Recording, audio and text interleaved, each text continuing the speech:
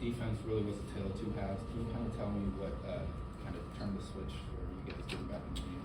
Yeah, we went up against a really good offense, number one offense in the ACC. But at the end of the day, it comes down to us not being us. And in the first half, for a large part of it, we weren't being us. We had some MAs. We weren't getting off the field on third down, even when we worked to get them in third and long situations. So at the end of the day, it just comes down to us not executing. But we were able to rally back up and get a couple stops at the end of the second quarter, and then going into the second half, I thought we played a much better game. But still, a lot to improve on. Gave up a lot of big plays, and again, like I said, every week on my end, I got to get to the quarterback faster. Got to give our DBs a break a little bit. Quarterback had a lot of time to get around on some plays and extend plays. He's a really good quarterback, really good offense. But yeah, gave up a couple big plays, but when it came down to it, we were able to hold our ground, get some big, fourth down stops. So really proud of our effort. We got to go back and clean up a lot. Drake May had a lot of yards on the ground, a lot of yards in the air. You're up against Garrett Schrader next week, who is a similar level of dual threat. What lessons do you take away from this game that you bring to Syracuse? Yeah, so we're going to have to go back and watch the film and see a lot of it. But we knew coming in that he was an explosive player, could make all the throws, and also he was their leading rusher. They had a lot of quarterback draws or scrambles and times where he extended plays to either make a throw downfield or to just take off running. So we'll have to go back and watch the film, make sure that we're keeping them contained, and do a good job of that. Because like you said, we have another really good quarterback coming in next week who uses his feet really well. Where's this team's mindset right now? Honestly, I think it's the same that it has been. We're a team that gets knocked down, but when we get knocked down, we get right back up. And so all of the leaders, Coach Clausen is doing a great job of making sure that obviously it hurts, and to ignore that hurt would be dumb. To ignore that hurt would leave out a part of ourselves. And when you give a lot to this game, it's going to hurt. When you lose, it's going to hurt. When you don't give what you work so hard to do. But at the end of the day, we're not quitters. We're not a team that's going to lay down. And I think a perfect example of that is in the first half, down 14-0, and we fought our way back. Huge shout out to the offense on that, and defense starts to step up too and vibe off of their energy. So this team is not down and out at all. We're ready to get back to work. And I tell you what, tomorrow when we get into lift and get into meetings, we're going to be ready to put this behind us and get to work on this next week. Does getting back have to be a faster start to games? I mean, is that the recipe? Yeah, we definitely don't start fast, as fast as we can, and the offense did a good job starting fast, having 20-something points in the first half. But defensively, we can't have the first 3 drives be touchdowns. So that's a huge part of it. We have to figure out ways to get stops, and the thing is, tonight we had. We got them in opportunities that were favorable for us on third down, and we just got to get off the field on third down. That's what it comes down to.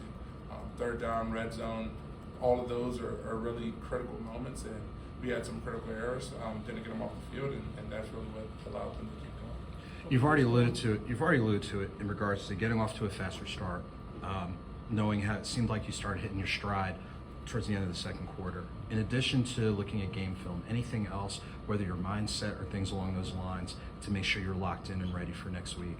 Yeah, I think it's just a focus thing for the most part. Like I said, we had a couple of MAs on some critical situations, and as far as the mindset and things like that, we worked really hard to get them into third and long, and that's that should be a favorable position for the defense. And at that point, you just got to find a way to get off the field on 3rd and 10, 3rd and long, and UNC today found a way to prolong their drives, and that's what kept getting them in the end zone. So I don't know if it's too much of a mindset thing. I think we just got to go back and evaluate and make sure that we're focused, make sure that we're ready to go, locked in, for each snap, because each snap is critical. What's going through your mind on the field as you're giving up back-to-back touchdown drives like that? What's going through your head? What's going through the defense on the sidelines? Is it just, what's happening? Yeah, it's tough.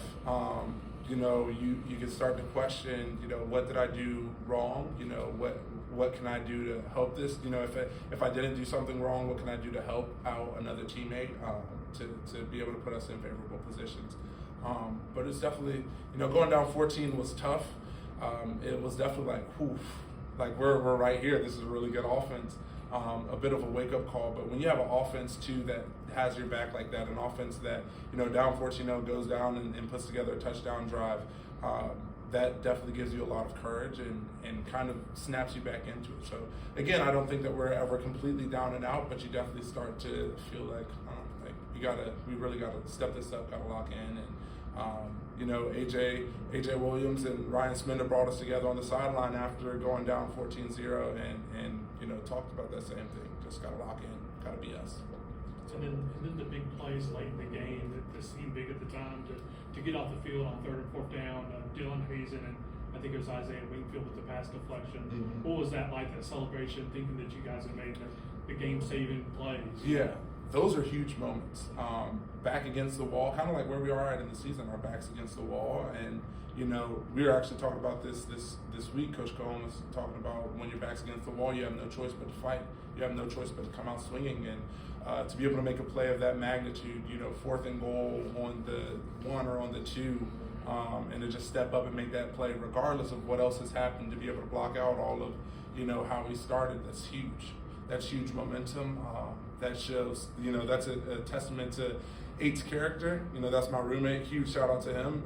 He's a guy that just keeps going, and he gets knocked down, he gets right back up. And so that's a testament too to this defense, to this culture. It doesn't matter if we give up a big play, we're going to keep fighting, and we're, you know, if there's an opportunity for us to make a play, we're going to try our best to have that get done. So. Kobie, you guys were shorthanded tonight. Malik was out. Lost AJ Williams to targeting call and Kalen Carson to injury halfway through. How much harder does that make things, especially playing from behind? And what can you say about the team's resilience to make some plays despite that? Yeah, that was huge.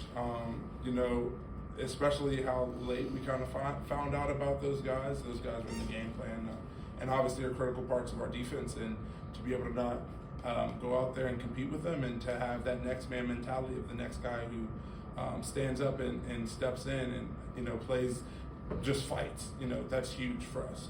And then even with Kendron not being there, you know, that puts some strains on us too at the defensive line spots. And to, you know, just have people step up the way that they do is huge. To have BJ step up, and, you know, he's a guy that hasn't really gotten a ton of reps, but to have him step up and play with heart, play with passion, and really go out and, you know, get his job done is huge. A huge testament to the character of this team, a huge testament to the culture that Coach Clausen has built. Is if the first guy is down, then the next guy has to stand up, and the next guy has to be ready to contribute at any time. So, take one more question. In terms of mobility and evading the pass rush, what did you see from Drake May tonight? yeah, I mean, he's definitely quick. He's elusive, and he's able to extend plays. And, you know, shout out to him. He's a really good quarterback. And I hope the best for him for the rest of the season. But he was definitely able to extend plays and just get around. And whether that's him scrambling and finding somebody down the field, or scrambling and running, it's definitely a tough test for a defensive line to be able to keep a guy like him contained. Thanks, Kobie.